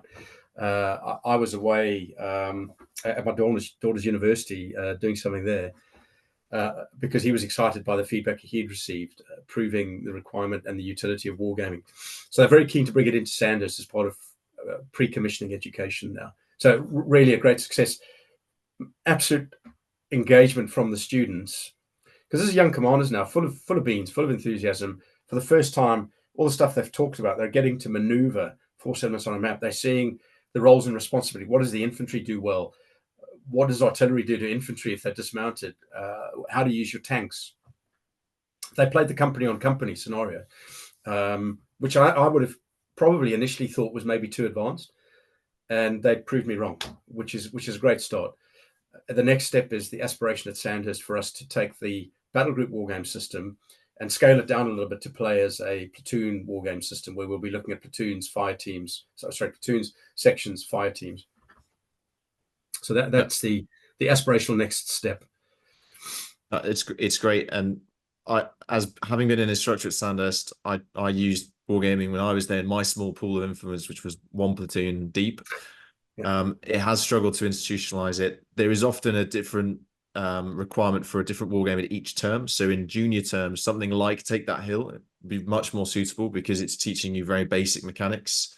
By the senior term, these officer cadets have got their regiments and corps assigned, and they're on their sort of final exercises, so they're more used to complexity. And so this is great to sort of actually rather than dipping them in the kind of false sort of the light roll infantry attack that they're not necessarily doing, they can expand out into the real combined arms space of the army. And also then when they arrive at their units and their unit has a copy of this, they're not seeing it for the first time, because it's often a sad truism that most military officers don't really, other than co-wargaming, which I don't really want to get into as a sort of type of wargaming, don't really see wargaming until maybe they're a major and they're in some kind of force development, Kapanak, analytical space, or it's being sort of weaponized against them in a sort of career testing sense when they're in a stressful appointment. So pushing this as left as possible is great, and I do believe it could also go out to the UOTCs,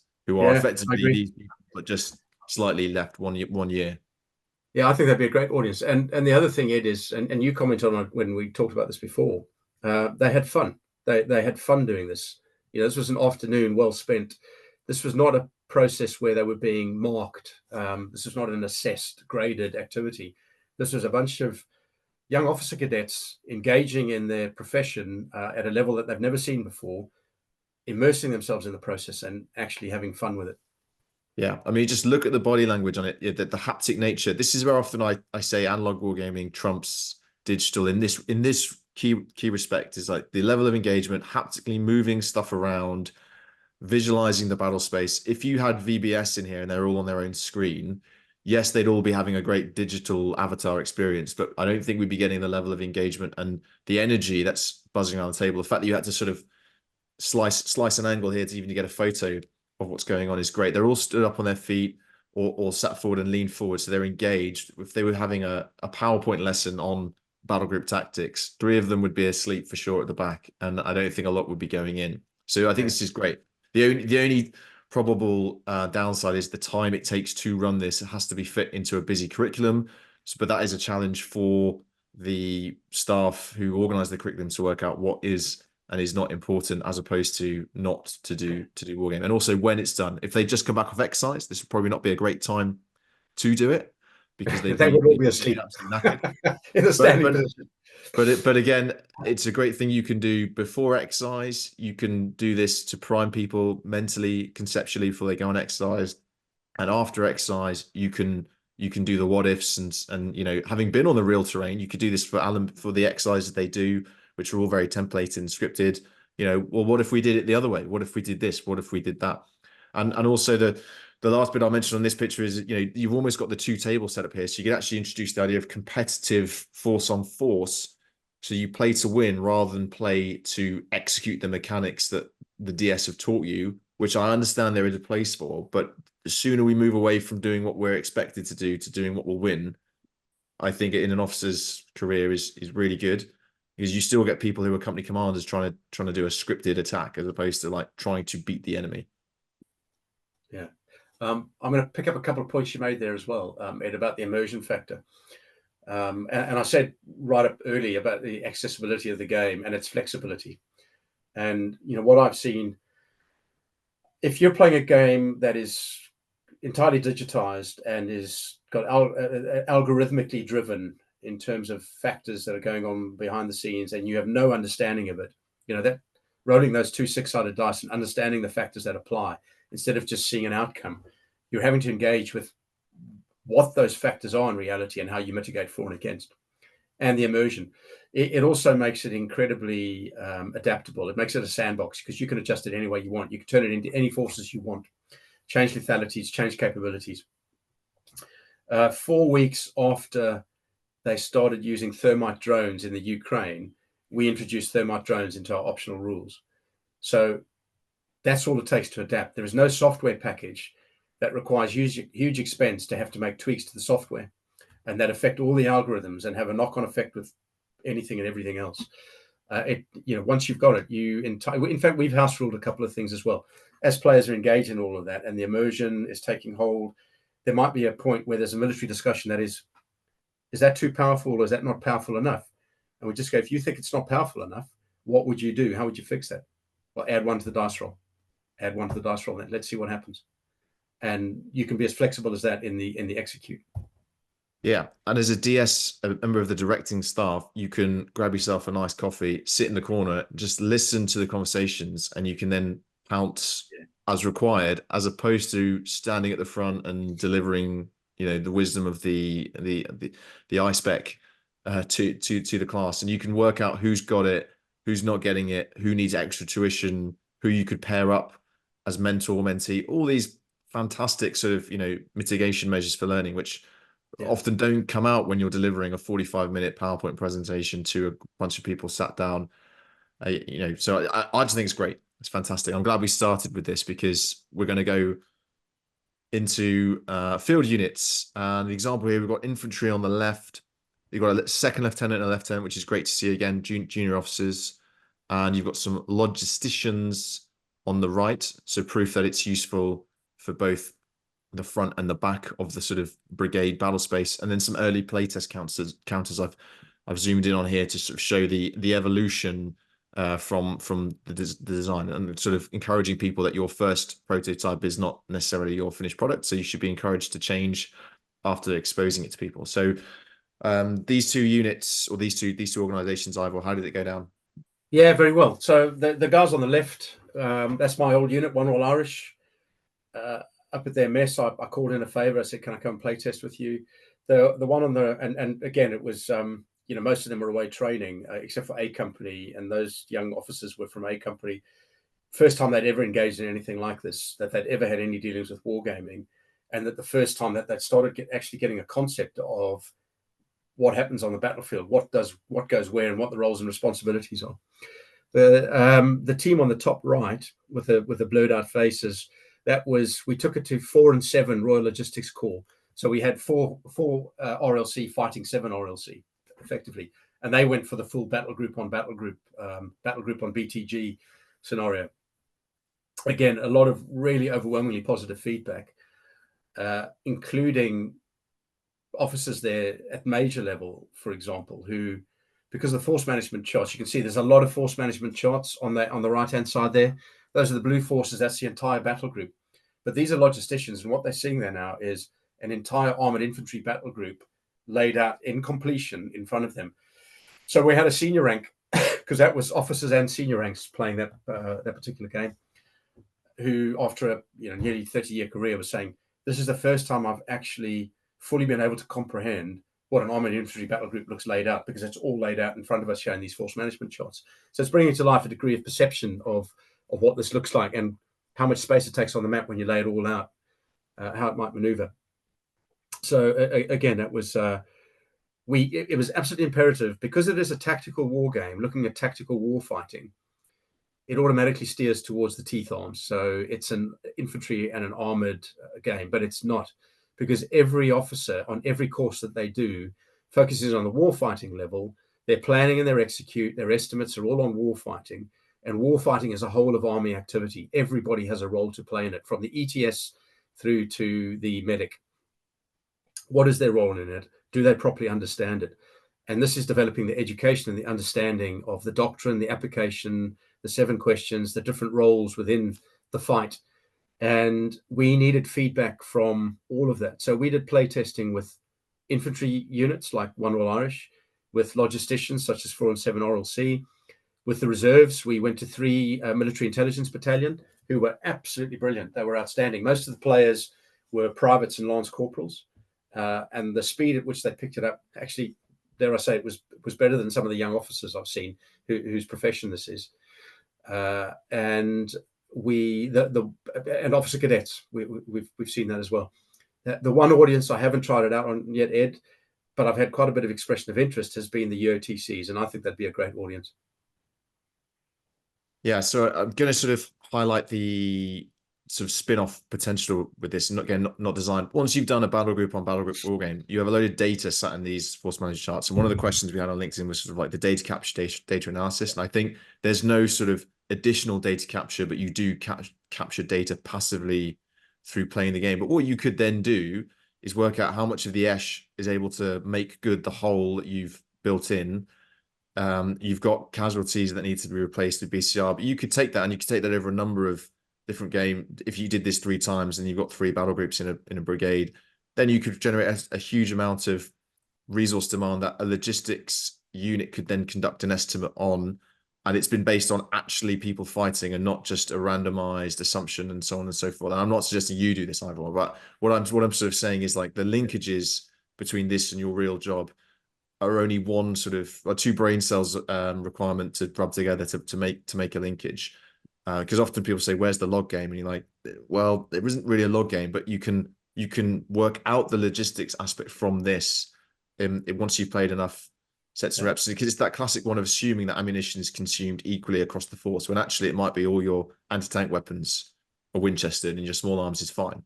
or that all the vehicles have used all the fuel, equally, and actually it's certain vehicles have used lots of fuel, or the fuel carriage, the fuelers have been destroyed. So it's not that you don't have fuel for the battle group, you don't have enough fuel to carry forward, and all these sorts of things that you can work out, especially if your red team, circling back to a previous point we made, is hunting your CSS, which, again, if you're playing one game, and I don't know if you've tried this idea of chaining your scenarios, maybe not the ones you've got in the box, but scenarios that you've made. If you're going with the same battle group through scenario 1, 2, and 3, and your losses accrue and your resources don't necessarily replan fully, then you start to get the importance of husbanding your CSS and targeting your adversaries and your C2 and your critical battle winning assets and all that good stuff. I'm not trying to focus purely on that, but you then create an even larger feedback loop between the games, almost a campaigning aspect of multiple battles, which then might mean the red player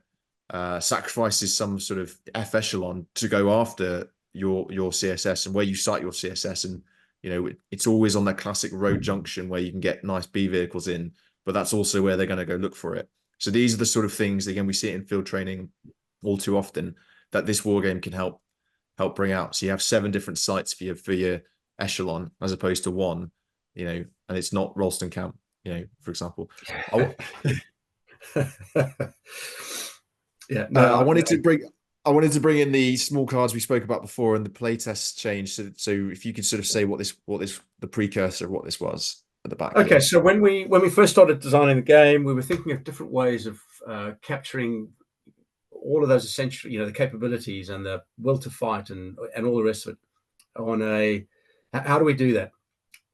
Initially, when we were trialing the company on company, we produced a card, and those are paper cards. There, we had them on hard stock. They were pretty. I mean, they looked really good. They were nice, and you could task organize accordingly. You could move them around and attach them to each other and the rest of it. But one for each force element, with all of their stats and information, the rest of it. Blank, so you could change it. You could still have the sandbox effect. You could change lethality. You could change combat strength and the rest of it. But on these little hard cards, we quickly worked out you would need far too many of them, and would very soon, if you had a whole battle group, there'd be a mass of clutter and the risk of knocking things, and it would be too expensive to be able to put in a box to get units to print and play their own. So we thought, how do we take all of this information, still make it a sandbox, condense it into something that's manageable, and that looks maybe a little bit like something that we would use at a unit level. So we went to the force management charts, which look a little bit like some units battle group logistics officers might have in their tent if they're looking at casualties and vehicle breakdowns, etc., etc. So we moved away from those cards to the force management charts, which makes everything a lot more manageable, and probably arguably more accessible as well. Cool. And the other thing I've just noticed, my eagle eyes, is that you had the unit designation or the force element designation on this prototype, but I think on your latter version you didn't, because this links to the idea of BDA. If I know I keep hitting 2B2, then I don't know if that was the link. No, we do it, and the reason for that is again, it's pretty simple. It's because we've got to be able to track the counters and which counter is what. So they're very generic. That bottom left counter is 2nd Platoon, A Company, 1st Battalion.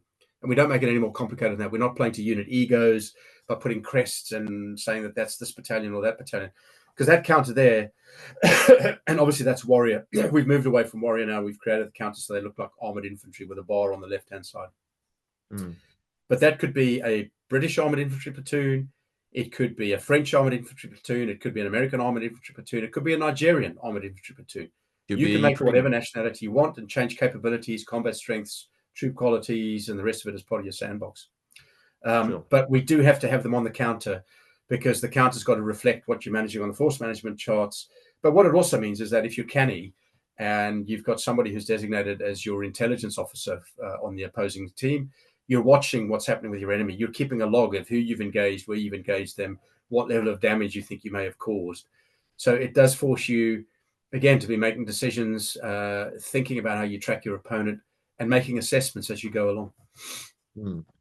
And is this where you went from to the backside having the question mark on it? Yeah, so those early counters you see there was One of the guys in the team who's very good at this was making the counters, mounting them on these little wooden blocks that you can buy very cheap.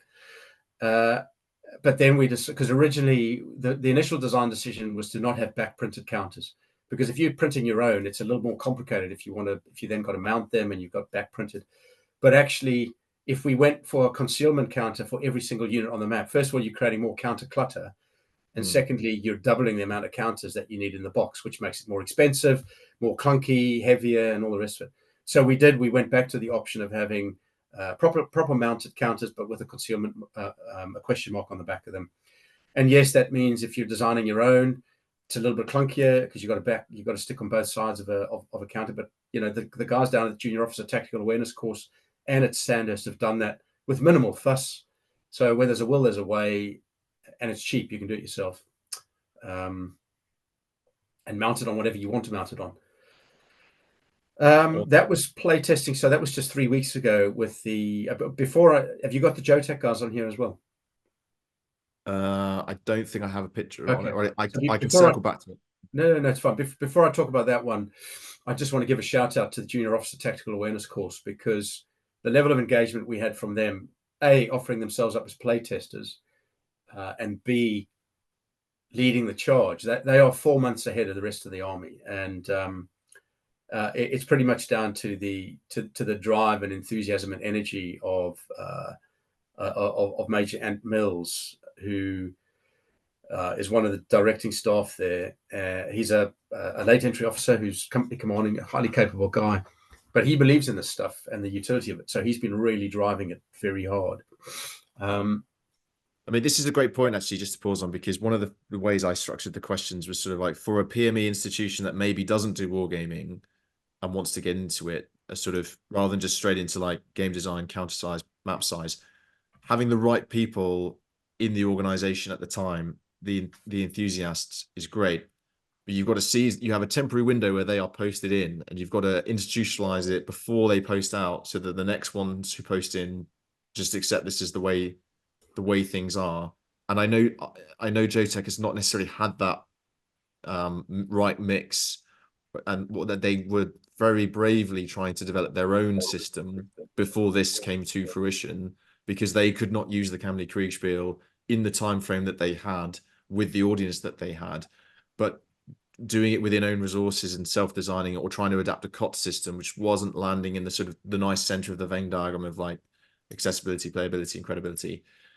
So it's great that they are able to adapt this, but this is sort of a wider point to PME institutions about you've got to have the right people in at the right time to take on board. I mean, this is broader. If you were just targeting JOTAC with this game, then, but if the whole army's doing it, then again, the students who come to JOTAC have played it at Sandhurst or at their unit, they use it on JOTAC, they go back from JOTAC and do it again at their unit. So it's a pan career, early stage career approach, which is fantastic.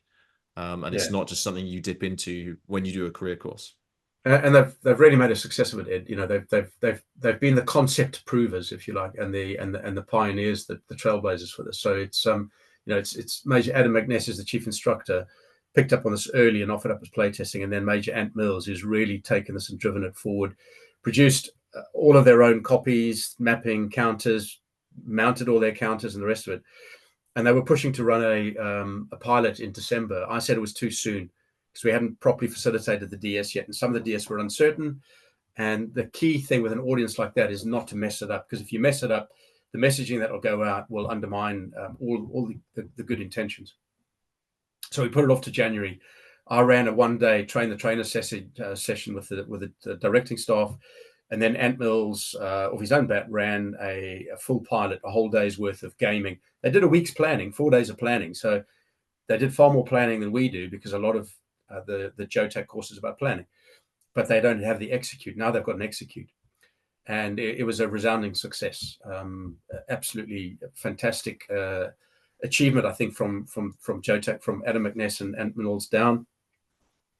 And they're well ahead of the army. Now they're going to be introducing it as the primary execute mechanism for all of those young, and every young officer goes through JOTAC and then goes back to their unit, as you said. So it's building that that cultural and awareness of the game that they can then take back and distill into their units. They can, young officer going back to the unit, being given opportunity to lead the unit into some of these wargaming activities. It's a great bit of kudos for them. So JOTAC are running with it, Sandhurst are running with it, and soon every unit will have one. And that next picture that you see down there was one Scots Guards who are re-rolling, so they're going into a new role, asking us if they'd heard about it, they'd read some of the LinkedIn stuff that said, can you come up and run it for us? We want to look for a system that will help us in understanding tactical operations in our new role, which is going to be light mechanized. And the suggestion was we go up there, we run it with them for a day. They then are the flag bearers for the war game within 7 Brigade, because they're a 7 Brigade unit up in Catterick. So day 1, we ran them through the war game. Day 2, they then led the war game, running themselves as demo troops for the brigade staff. And the feedback from their commanding officer, again, has been outstanding into brigade. And the important thing is what you're seeing in that picture there, the guy on the right, OC headquarter company, late entry officer. So he's come all the way through the ranks. The guy behind him is a warrant officer. So again, this is not just an officer sport. And I know this question has been asked before about what about the Americans would say the enlisted ranks, or the ORs as we call them. And I've seen good wargaming being done at unit level where the sergeants want to then start playing against their platoon commanders because they want to get in on this, and that they're interested in it. They're interested in doing better. The competitive spirit comes out. They want to beat their platoon commander at it. So it's about changing the cultural mindset in our army. I think the Americans do this quite well from what I've seen. There's more of a cultural awareness of wargaming and the value of wargaming, and they do it on a far wider scale, and they've been doing it better than us. But we're on the cusp now of institutionalizing it with critical educational branches like Sandhurst and JOTAC leading the charge. And hopefully what this is the start of a massive shift in the cultural mindset within our armed forces, which will have them better prepared for conflict and better prepared to do their jobs in the future. Yeah, so the all-important late entry credibility test was passed in this. Did he make any comment on the force management charts? No, they really liked them, actually. They were intuitive and easily manageable for force management. I suppose one other point, because it was a really good question asked on LinkedIn, excuse me, by, let me just check here, by Sean Danchuk about red team. So I'm thinking red cell here as being the red players as opposed to red team being the challenge function. Sometimes the two terms get interposed, but we've got an organization in the UK called Op Hannibal, which looks at our adversaries' capabilities, how they fight. So Op Hannibal have been to some of the play tests. They are very, very keen to start taking the game now and using it to better deliver war fighting from the red adversary's perspective, and to be able to go and take that to units and fight red as we think red would fight. We fight red here. We have blue and red fighting against each other. And in the 4 scenarios that exist, scenario 2, all the operational staff work has already been done. So people can read the staff work, start fighting the game, or they can do their own. But I play tested it, and I realized I'd written a set of red orders which looked very blue, and I rewrote them completely. So it turned into a red echelon attack up a single axis, the way we perceive red would fight. So whoever plays red there is fighting red. Now, the only way I think that you're ever going to get somebody to truly fight red the way red would fight is if somebody from that red force came and fought their red. Otherwise, we're only ever going to be inserting our own biases and perceptions into the way we do it. But we have to have something to fight. And actually, if you're fighting red and you're trying to fight it from the way we think red would fight, you're gaining an education and insight into what they might do, or what they might not do, or how they might do it differently as well anyway, and still getting some benefit from it, even if it is not purist in terms of how we are fighting that adversary. But I think it was a great question, and that's some of the way it's being addressed. Yeah. No, this is a great point, because often my criticism of G2 and military intelligence types is they brief a red laydown. They don't really brief how red fights. And if you actually put them the other side of the board, then they have to consider their own CSS, C2, very easy to put the recce screen and the main defended positions on. But ask them to put where the CP is, ask them to put where the CSS is, never gets put down. and Yeah. actually fighting red as a system, and then allowing blue to take apart red as a system, which is the main intent, or suffer the consequences of not doing that, is great. And often when we do field training, Task Force Hannibal is represented by a smaller force. So you'll have a company playing a red battalion or battalion group, but often the commander is playing his live units. So he's either spreading himself across the battle space really thinly, or he's just punching down one axis and not actually thinking about how red would fight if the whole battalion was there, and just recycling his troops using the TES function, which has been a criticism of, therefore, all of our great red thinking in the blue cell doesn't materialize in the live, because the live opponent is basically a blue person playing blue live tactics, not red tactics on a surrogate live. And I'm probably explained that poorly, but my point being, again, it's the training feedback loop is like, you're not rewarded for actually thinking, for studying the red, the Danovian or the Russian handbook, because what you should be doing is going, well, if I was a ratted in company commander, how would I fight? You actually would achieve more success in a lot of field exercises if you played against that enemy versus the enemy we're supposed to be training against. So that's a great feedback point. I want to just focus on the room here that One Scott Scars have. Yeah. So I mentioned this before, like the sort of conceptual dojo. You can see it's not a high-tech room. You can see the exterior plumbing and all the rest of it. And I don't know if it was hot or cold in there for you, Ivor, when you were there. But often units have one room where they can dedicate to some kind of external training. For those who haven't been to British Army garrisons, they're designed to house people in vehicles. They're not really designed to conduct training, the training areas where training happens. And if you're not out there, then generally speaking, you're maintaining vehicles or you're conducting PT and stuff. So this room's great because you've got a stand table behind for sort of maybe lower level tactics. You could quite easily make this into a wargame room. You could put dividers up. You could have your two boards to do force on force closed system, or have multiple sets of open systems going on. You could equally bring in some computers to have a computer system. So you could have a multifaceted, comprehensive training room, which ideally has a key that someone signs out from, a unit custodian, and not has to be booked through a contractor or any of that nonsense, which just gets in the way. And people can be encouraged to be doing this in the King's time and after hours. And the example of like, the battalion's away, but A company's in with a couple of officers, go there, do stuff, get better, as opposed to waiting to be spoon-fed through the collective training system in a formalized process. And I think if everyone does this, so kudos to Scott Scards for having this, at least at this IOC sort of setup, then that will be great. And your system plugs in to this. You haven't had to design a new room. You haven't had to, put a new fuse box in because of all the computers you want to put in that are going to blow the Victorian, electricity grid or anything like that. So I think this is fantastic. Okay, I think that's us on slides. So what I'd like to do is hit some of the questions we've not hit. How do you plan to keep the game current? Okay. We continue to engage with Land Warfare Centre. What are the next steps? It probably entails a little bit of scenario design, a little bit of facilitation, a little bit of evolution of the game. But as I said to you earlier, Ed, we've got new capabilities that are going to be coming in, Boxer, Ajax, that sort of thing.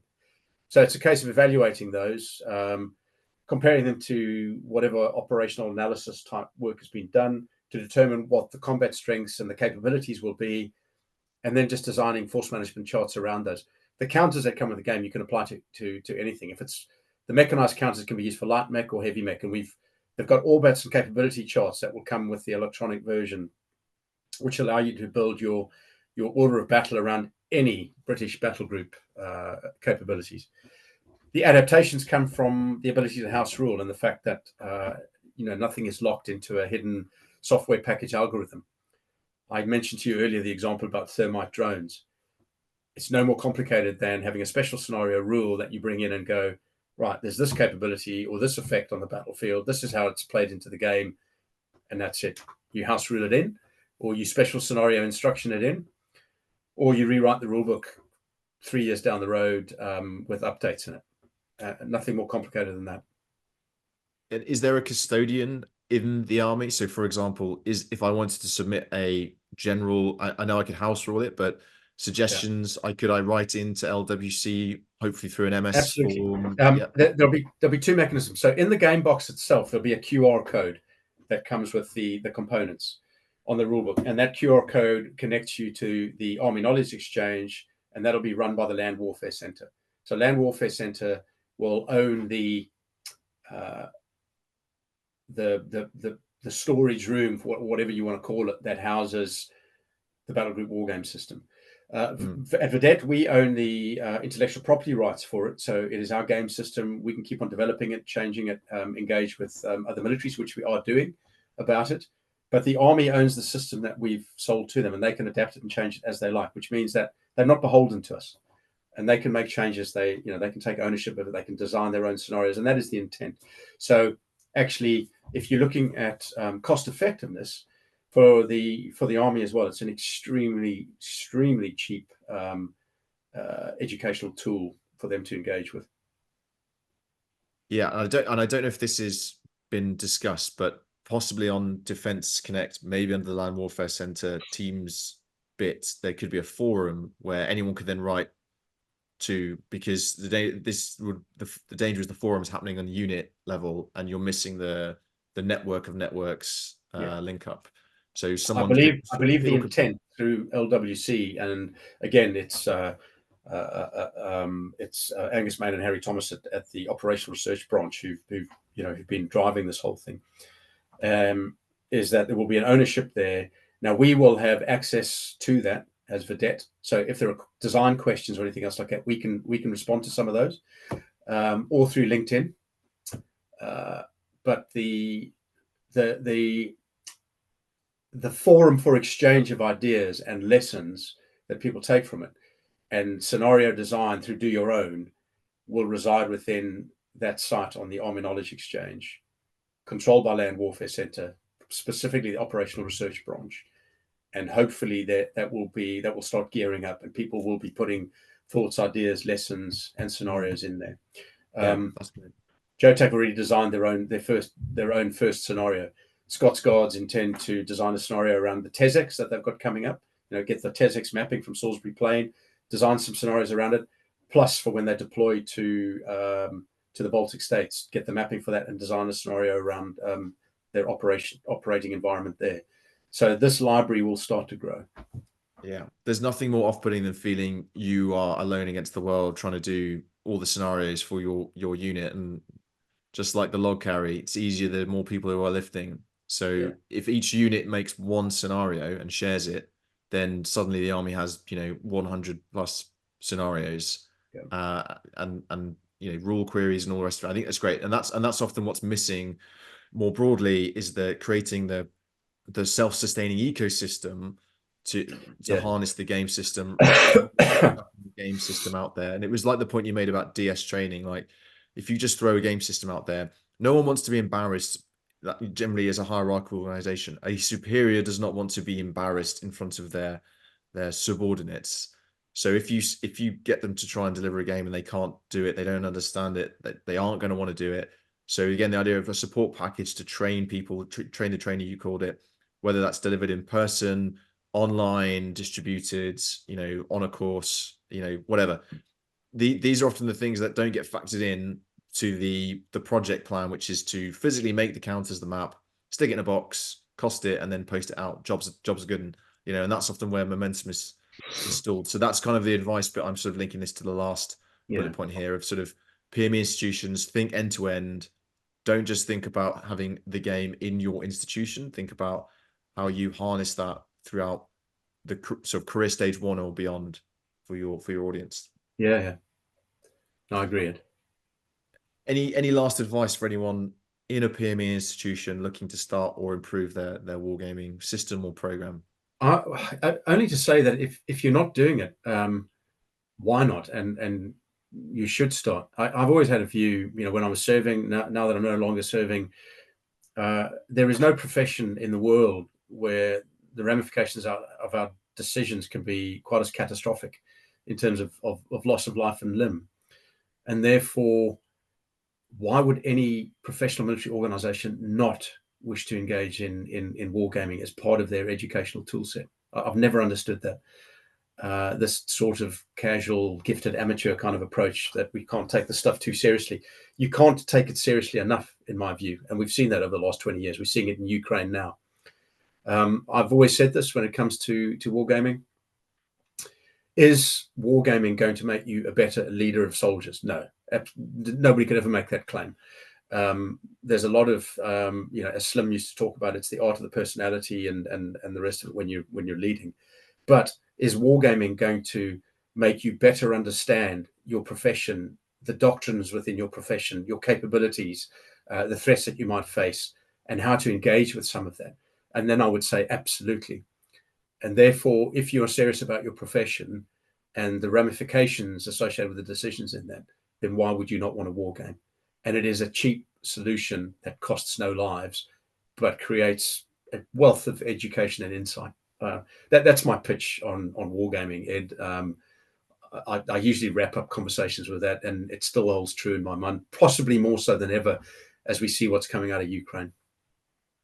Okay, well, on that note, Ivor, thank you very much. We're going to draw this to a close, and hopefully the two pictures below the Battlegroup Wargame System on the right will be coming in some subsequent webinars, and maybe some more. If you're watching this and you are a wargame designer, and you want to advertise the wargame that you've designed, or even if you're just a player and you think there's a great wargame out there I should hunt down the designer for, then please just get in touch via LinkedIn or through the website. Thanks very much. Ed, thank you very much.